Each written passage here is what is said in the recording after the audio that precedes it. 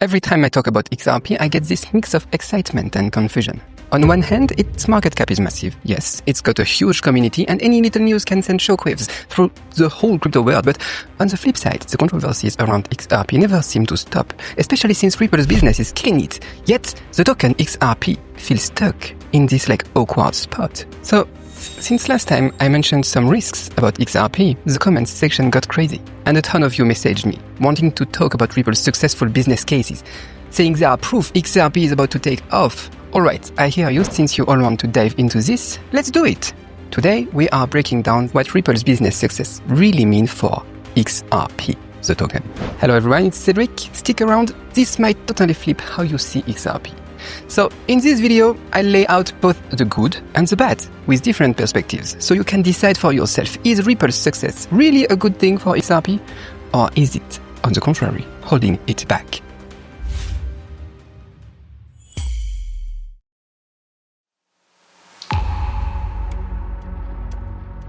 You know, one thing people often get wrong is thinking holding XRP is like owning stock, like Apple stock, assuming Ripple's profits will make XRP soar.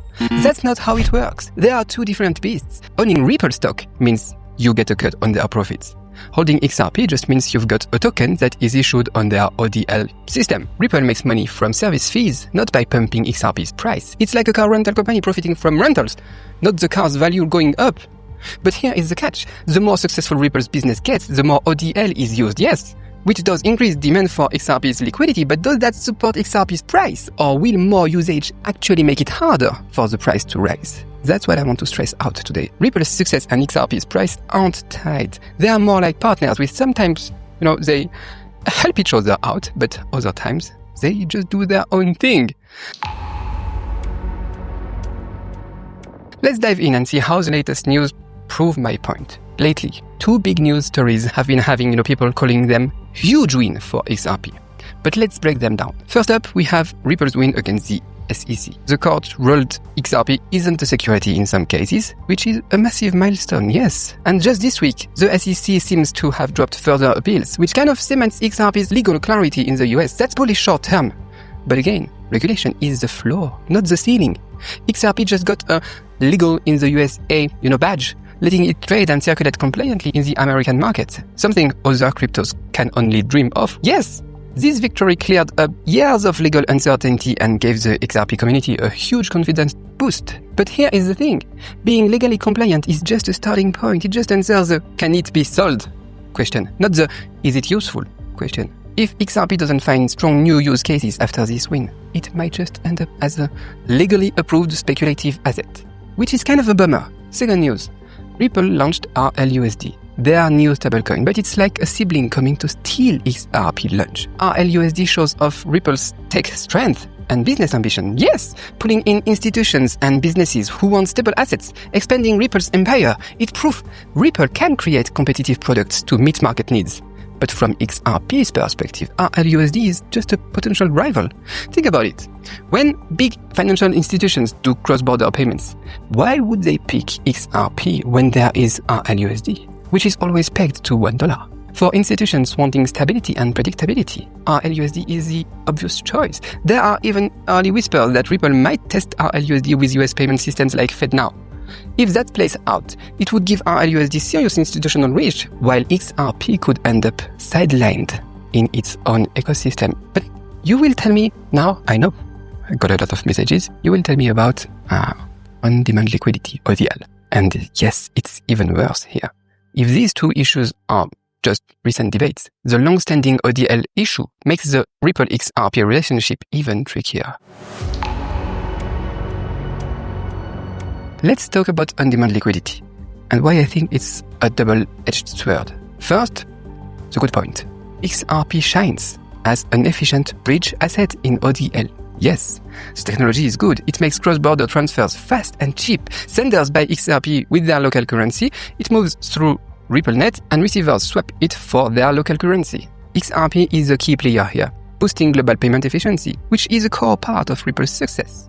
Without XRP, ODL wouldn't work. And as ODL grows, XRP's transaction volume climbs, showing its value. But here is the downside, what I call the high turnover trap. in ODL, XRP is like a quick tool, bought and sold almost instantly. It's a fleeting guest, not an asset people hold long-term, not an asset institutions, banks would hold long-term. The more successful Ripple's ODL gets, the higher XRP's turnover rates, which could mean less XRP is needed overall. Once they have their stock, they don't need more. Why? Because the same XRP can handle tons of transactions in a short time, meeting growing demand without needing more coins. This is totally different from Bitcoin's digital gold vibe, where it's a long-term store of value. It's like me saying, I will buy a microphone because I have thousands of videos to do, but I can use the same microphone again and again. It will not make the microphone company rich. That's why I think XRP future has a lot of unknowns. So let's look at where it stands now and what's possible. The first vision of the future that I have is RippleNet. They processed about 1.3 trillion in cross-border payments in Q2 2025. So Ripple showed its huge role in global payments. But here is the thing. Only a fraction, around 25 billion out of 1.3 trillion through XRP via ODL, according to the reports. It is clear Ripple growth doesn't mean XRP usage will explode. Sorry, it's the data, it's the numbers. Path 2, where I think there is hope. They could become a foundation for decentralized apps or DeFi. This is a steady path. XRP Ledger, XRPL, it's expanding into decentralized finance, DeFi. They support EVM, smart contracts. They can attract developers building apps. XRPL is also growing in areas like tokenizations, RWAs, supply chain finance. That could be good. Now we have RLUSD, their stablecoin. Actually, today they have like 600 or 700 millions issued on Ethereum blockchain. Could we see that going back to XRPL? Maybe that could help XRP grow. But yeah, that's a lot of maybes. But that's what I hope. I really think they have the power to do something. So will they do it? And will they save XRP? I don't know. But I hope so, because I like decentralization. I like DeFi. And the third path, it's not really good, but I think it's really plausible. XRP will continue to be driven by hype. This is XRP's biggest challenge right now. Its price often moves independently of Ripple's fundamentals, fueled by market vibes and community belief. Every SEC lawsuit update or new partnership, it sparks a party in the community. But those price spikes, they don't last. XRP is riding on big story momentum, and when the hype fades, the price shakes. But the community is really strong. Ripple is really good at marketing. It's really good at lobbying. It's really good at announcing partnerships, even if it's just for tests. They will announce it's a partnership. So there is a very high probability that XRP will go up in the short term. It will continue. If you bought at 0.3 and sold at 3, you clearly made money, even if it's not used today. And that's good for you. We could see more of that in the near future. They are really good. The community is strong. It's like a meme coin. It could go to $10. That wouldn't surprise me. But yeah, it's still independent of the results, the numbers, the data that we can see at Ripple. So yeah, with Ripple soaring, can XRP catch up?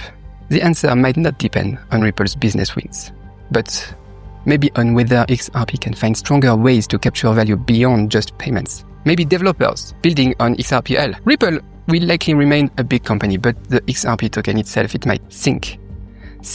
Because for the moment, it's not as useful as what was promised. And most of the good news we are seeing lately for Ripple has nothing to do with the token. That's what I see here. And that's the data I have and the news we all saw. What do you think about that? Tell me in the comments. See you in the next one.